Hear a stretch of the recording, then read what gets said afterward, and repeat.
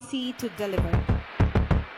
গত 15 বছর ধরে একটি ন্যারেটিভ বা বয়ান খুব যত্ন করে তৈরি করা হয়েছে।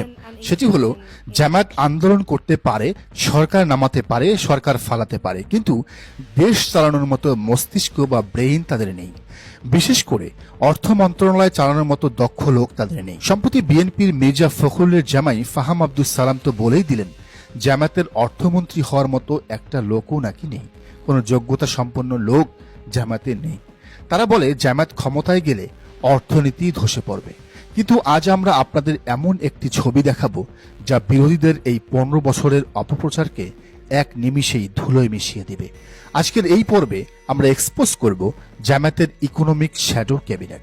ছবির নিচের ডান দিকে তাকান, নাম ডক্টর নাসির উদ্দিন আহমেদ, পরিচয় সাবেক চেয়ারম্যান জাতীয় রাজস্ব বোর্ড এনবিআর। এনবিআর হলো দেশের অর্থনীতির হৃৎপিণ্ড। যিনি এই প্রতিষ্ঠানের প্রধান ছিলেন তিনি জানেন কিভাবে রাজস্ব আদায় করতে হয়, কিভাবে অর্থনীতি সচল রাখতে হয়। জামায়াত তাকে তাদের পলিসি অ্যাডভাইজার হিসেবে প্যানেলে রেখেছে। চিন্তা করুন, বিরোধীরা বলেছে লোক নেই, অথচ জামায়াত এনবিআর এর সাবেক বসকে নিয়ে পলিসি তৈরি করছে। এটা কি প্রমাণ করে না যে জামায়াত আমলাতন্ত্র বা ব্যুরোক্রেসি চালানোর জন্য অভিজ্ঞদেরই বেছে নিয়েছে? ডক্টর নাসির উদ্দিন যখন অর্থনীতির প্ল্যান করবেন তখন সেটা কোনো আবেগী প্ল্যান হবে না, সেটা হবে প্রফেশনাল এবং বাস্তবসম্মত প্ল্যান। শুধু রাজস্ব নয়, শিল্প খাত চালানোর জন্য জামায়াত সামনে এনেছে শামীম সারা খানকে। তিনি শিল্প মন্ত্রণালয়ের সাবেক অতিরিক্ত সচিব, একজন এডিশনাল সেক্রেটারি, জানেন মন্ত্রণালয়ের ফাইলের জট কিভাবে খুলতে হয়। জামায়াত প্রমাণ করলো তারা শুধু পলিটিশিয়ান নয়, তারা টেকনোক্র্যাট এবং ব্যুরোক্র্যাটদের সমন্বয়ে সরকার গঠন করতে চায়। এই একটি ছবি প্রমাণ করে জামায়াত 2026 সালের জন্য পুরোপুরি প্রস্তুত। অর্থ মন্ত্রণালয় চালানোর জন্য তাদের হাতে কেবল রাজনৈতিক নেতা নয়, আছে দেশের সেরা সৎ আমলারা। দেশ চালাতে হলে শুধু অভিজ্ঞতা দিয়ে হয় না, লাগে আধুনিক জ্ঞান। জামায়াত কি সেকেলে অর্থনীতিতে বিশ্বাসী, নাকি তারা গ্লোবাল ইকোনমির সাথে তাল মেলাতে পারবে? এই স্লাইডটি দেখুন। এখানে আছেন প্রফেসর ডক্টর ওয়ারিসুল করিম। তিনি যুক্তরাজ্যের লিডস ইউনিভার্সিটি থেকে পিএইচডি করা। তিনি স্কুল অব বিজনেস অ্যান্ড ইকোনমিক্সের ডিন। তার প্রেজেন্টেশন দেখে, পলিসি দেখে রীতিমতো ভরকে গেছেন বিদেশি কূটনৈতিকরা। আরও আছেন doctor Sabbir Ahmed, North South ইউনিভার্সিটির প্রফেসর, কিন্তু ডিগ্রি নিয়েছেন আমেরিকার মিশিগান স্টেট ইউনিভার্সিটি থেকে। এই ইউনিভার্সিটি হল বিশ্বের সেরা ইউনিভার্সিটির একটি ইউনিভার্সিটি। পোস্ট ডক্টরেট করেছেন ভার্জিনিয়া ইউনিভার্সিটি থেকে। এরা হলেন ওয়ার্ল্ড ক্লাস ইকোনমিস্ট। আমেরিকা বা লন্ডনের টপ ইউনিভার্সিটি থেকে ডিগ্রিধারী স্কলাররা যখন জামায়াতের ইকোনমিক পলিসি তৈরি করেন তখন বিরোধীদের অযোগ্যতার বুলি হাস্যকর শোনায়। দেশের সর্বোচ্চ বিদ্যাপীঠ ঢাকা বিশ্ববিদ্যালয়ের ফিনান্স বিভাগের chairman professor doctor H M Mosharraf Hossain, তিনিও আছেন এই প্যানেলে। ফিনান্স বিভাগের চেয়ারম্যান যখন একটি দলের পলিসি প্যানেল মেম্বার হন তখন বুঝতে হবে সেই দলের অর্থনৈতিক ভিত্তি কতটা শক্ত। শেয়ার বাজার, ব্যাংকিং সেক্টর এবং মুদ্রাস্ফীতি নিয়ন্ত্রণে এদের চেয়ে যোগ্য লোক আর কে হতে পারে? এবার আসুন চাকরি খাতে, সবচেয়ে গুরুত্বপূর্ণ খাত। নির্বাচনের মাঝে বিএনপি চিৎকার করে বলছে আমরা ক্ষমতায় গেলে কোটি কোটি চাকরি দিব। শুনতে খুব ভালো লাগে, কিন্তু প্রশ্ন করুন কোন সেক্টরে আপনারা চাকরি দিবেন? প্ল্যানটা কি, পরিকল্পনা কি? দেখবেন সব চুপ। একেই বলে ফাঁকা বলি, ফ্যামিলি কার্ডের মতো ফাঁকা বলি। কিন্তু জামায়াতে ইসলামী শুধু বলছে না, তারা দেখাচ্ছে কারা এই চাকরি তৈরি করবে। আগের পর্বে আমরা দেখিয়েছি টাকা আনার কারিগরদের, অর্থাৎ অর্থনীতিবিদদের। এবার নতুন ছবিটি দেখুন। এখানে জামায়াত সামনে এনেছে এমন এক টিম যারা জানে কিভাবে জেন জি এবং আলফা প্রজন্মের জন্য মডার্ন জব ফিল্ড তৈরি করতে হয়। চাকরি এখন আর শুধু গার্মেন্টস সেক্টরে নেই, চাকরি এখন টেকনোলজিতে। জামায়াতের প্যানেলে দেখুন মাসুদ রহমান, তার পরিচয় কি? তিনি সাবেক সিনিয়র ইঞ্জিনিয়ার ইন্টেল হলো বিশ্বের সেমি কন্ডাক্টর জায়ান্ট। যিনি ইন্টেলের মতো গ্লোবাল কোম্পানিতে সিনিয়র ইঞ্জিনিয়ার ছিলেন, তিনি জানেন কিভাবে বাংলাদেশে আইটি হাব বা হাইটেক পার্ক গড়ে তুলতে হয়। বিএনপির কোনো নেতার এই অভিজ্ঞতা আছে কি? এরপর দেখুন ইঞ্জিনিয়ার বেলাল আহমেদকে। তিনি বেসিসের নির্বাহী কমিটির সদস্য। বেসিস হলো বাংলাদেশের সফটওয়্যার ও আইটি ব্যবসার নিয়ন্ত্রক সংস্থা। আইটি সেক্টরে ফ্রিল্যান্সিং এবং আউটসোর্সিং এর মাধ্যমে লাখ লাখ ডলার আয়ের পথ যারা দেখায়, তাদের নেতাকে জামায়াত পলিসি মেকিং এ রেখেছে। এর মানে হলো জামায়াত চায় যুবকরা শুধু চাকরি খুঁজবে না, তারা গ্লোবাল মার্কেটে কাজ করবে। বাংলাদেশে চাকরি নেই এটা ভুল কথা, আসল সমস্যা হলো দক্ষ লোক নেই, একে বলে স্কিল গ্যাপ। জামাত এই সমস্যার সমাধানে নিয়ে এসেছে মোহাম্মদ আব্দুল্লাহ আল মাহমুদকে। তিনি সিইও থ্রাইভিং স্কিল, যিনি পেশাগতভাবে মানুষকে স্কিলড বা দক্ষ করে গড়ে তোলার কোম্পানির সিইও। তিনি যখন যুব মন্ত্রণালয়ের পলিসি বানাবেন তখন দেশের শিক্ষা ব্যবস্থা হবে কর্মমুখী। পাশাপাশি আছেন ডক্টর আশিকুর রহমান, যিনি এশিয়ার রিজিওনাল ম্যানেজার হিসেবে কাজ করছেন। গ্লোবাল কানেক্টিভিটি ছাড়া চাকরি হবে না, জামাত সেটা ভালো করেই বুঝেছে, তাই এদেরকে সামনে এনেছে। এখন পুরো চিত্রটা মেলান।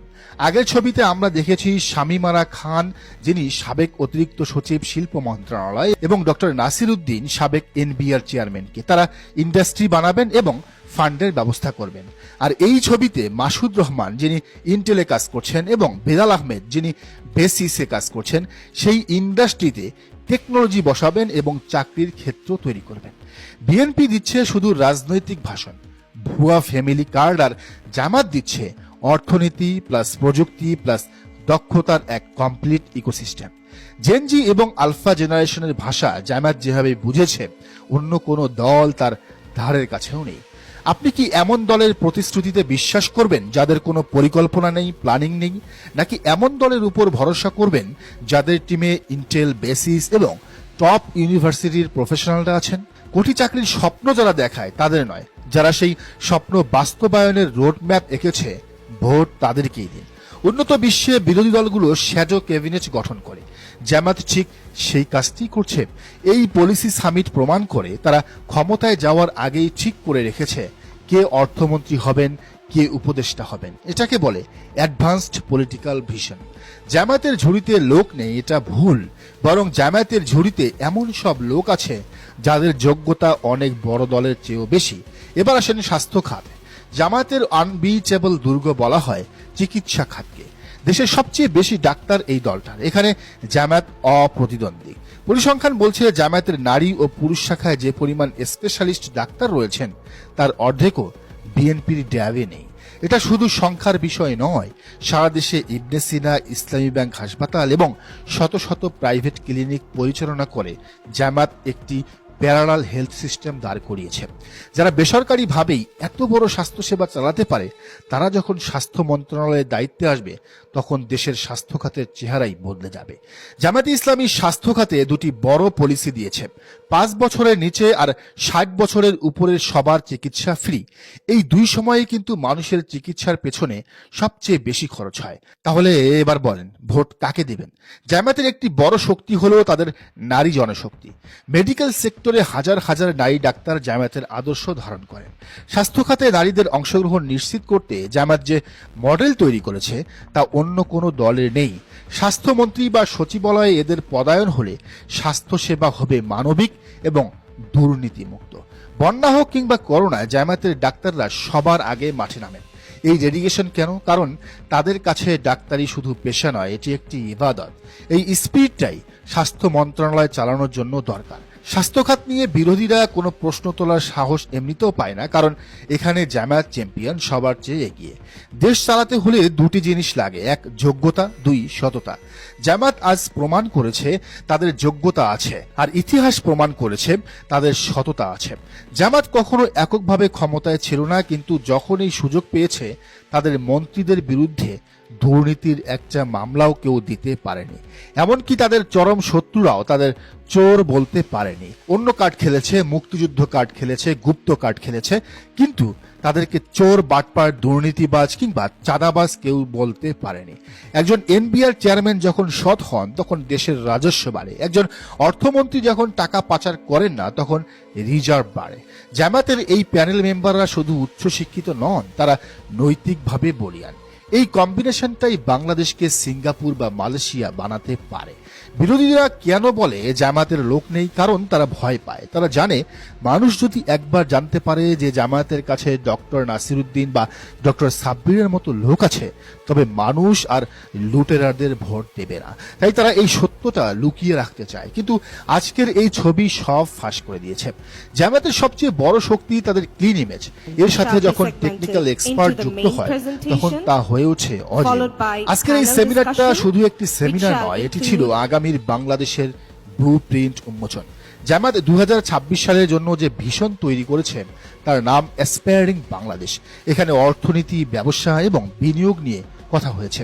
মিয়া গোলাম পরোয়ারের মতো রাজনৈতিক নেতার পাশে যখন ডক্টর ওয়ারিসুল করিমের মতো একাডেমিকরা বসেন, তখন সেটা হয় পলিটিক্স উইথ ব্রেন। জামায়াত এই মডেলটাই সরকারে নিয়ে আসতে চায়। আজকের এই 10 জনের প্যানেল দেখলেই অন্তত 5টি মন্ত্রণালয়ের দায়িত্ব দেওয়ার মতো লোক পাওয়া যায়। অর্থ, পরিকল্পনা, শিল্প, বাণিজ্য, এনবিআর, সব জায়গার জন্য লোক রেডি। জামাত খুঁজছে না, জামাত তৈরি করে রেখেছে। আপনারা 15 বছরের অপপ্রচার শুনেছেন, এবার নিজের চোখে দেখুন, যাচাই করুন যাদের কাছে এমন রিসোর্স পার্সন আছে তারা কি দেশ চালাতে পারবে না? অবশ্যই পারবে, বরং অন্যদের চেয়ে ভালো পারবে। দর্শক, আপনার কি মনে হয় জানার মন্তব্যের ঘরে। আর এই চ্যানেলে নতুন হলে অবশ্যই সাবস্ক্রাইব করে বেল আইকনটি বাজিয়ে রাখুন।